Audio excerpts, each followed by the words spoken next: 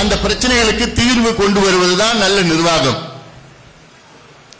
தமிழ்நாட்டில் உள்ள மக்கள் கிட்டத்தட்ட 7.25 கோடி மக்கள் வாழ்ந்து கொண்டிருக்கின்றார்கள்.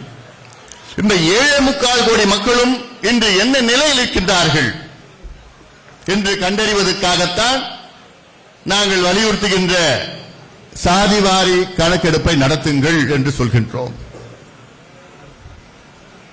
அதற்கு ஒரு காரணம், ஏன் சாதிவாரி கணக்கெடுப்பு?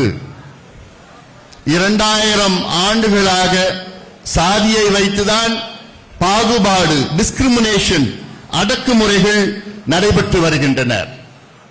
இன்னும் நடந்து கொண்டுதான் இருக்கிறது. 2000 ஆண்டுகளாக சாதியை வைத்துத்தான்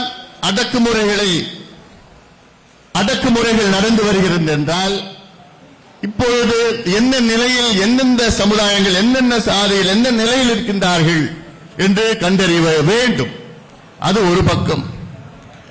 அடுத்தது, இந்தியாவிலே இடஒதுக்கீடு, அதாவது கல்வியிலும் வேலை வாய்ப்பிலும் இடஒதுக்கீடு நமக்கு கிடைக்கிறது. அது சாதி அடிப்படையில் தான் கிடைக்கின்றது. மதம் அடிப்படையிலேயோ அல்லது மொழி அடிப்படையிலேயோ அல்லது இனம் அடிப்படையிலேயோ அல்லது மாநிலங்கள் அடிப்படையிலோ கிடையாது. இந்தியாவிலே ரிசர்வேஷன், இடஒதுக்கீடு என்று சொன்னாலே அது ஜாதி அடிப்படையில் தான் வழங்கப்படுகிறது.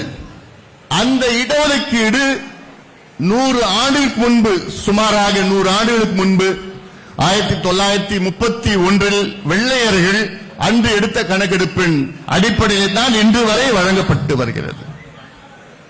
1931 அப்பொழுது வெள்ளையர்கள் நடத்தியது தமிழ்நாடு இல்லை, அப்பொழுது சென்னை மாகாணம், மெட்ராஸ் மாகாணம், மெட்ராஸ் பிரசிடென்சி.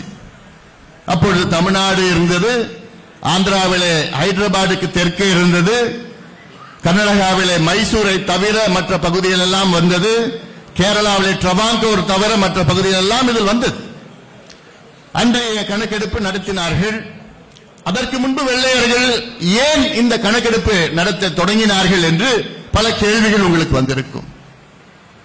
முதலில் வெள்ளையர்கள் கணக்கெடுப்பு நடத்தியது 1871. ஆனால் அது சாதிவாரி கணக்கெடுப்பு கிடையாது, வெறும் மக்கள் கணக்கெடுப்பு நடத்தினார்கள். அதன் பிறகு 81, 82 தான் முதலாக சாதிவாரி கணக்கெடுப்பு நடத்த தொடங்கினார்கள்.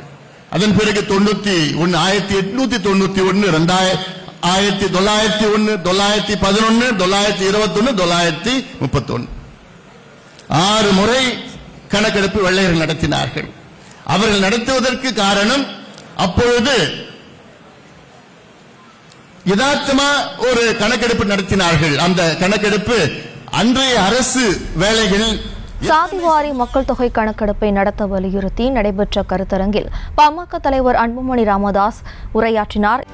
செய்திகளை உடனுக்குடனும் துல்லியமாகவும் தெரிந்து கொள்ள சப்ஸ்கிரைப் பண்ணுங்க.